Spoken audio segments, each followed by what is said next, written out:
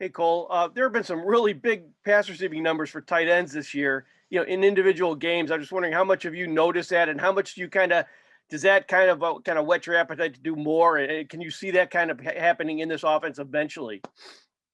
Yeah, I mean, obviously you see those performances, and you want to be able to replicate that in your own way. So yeah, definitely see that stuff, and definitely think that's a possibility. Thank you. Dan Weeder.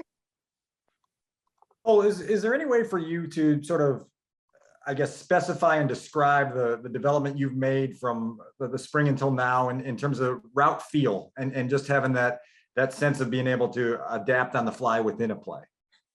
Yeah, I think starting back from the spring and even towards the end of last year and up till now, and just being more comfortable with coverage recognition and being more confident in what I'm seeing on the field.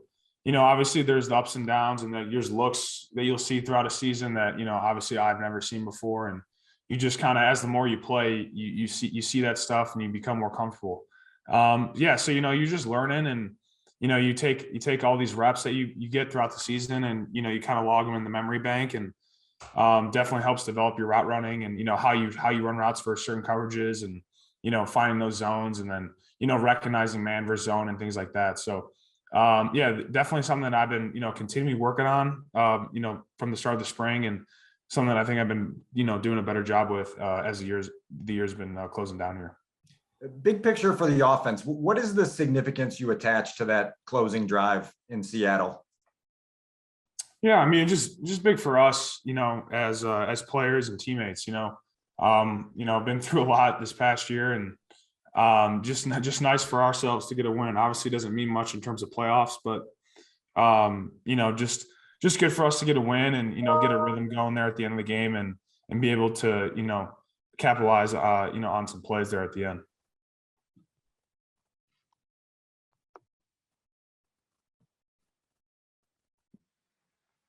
Hey, Cole, yeah, to that end, to the outside, these games seem meaningless. In fact, Robert Quinn was asked about meaningless games last week. He said, "Hey, to me, these games aren't meaningless. The next two or whatever."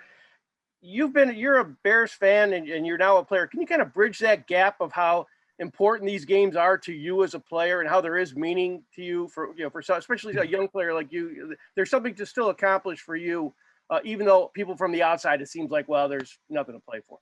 Yeah, I mean, obviously from the outside, we're not making the playoffs, so it's kind of like, what's the point? But these games mean a lot. For me, specifically, I'm a young player in the league, and this is two more games, 8 more quarters that I get to play and see more stuff, and kind of build on some things and try some things, these last couple of games.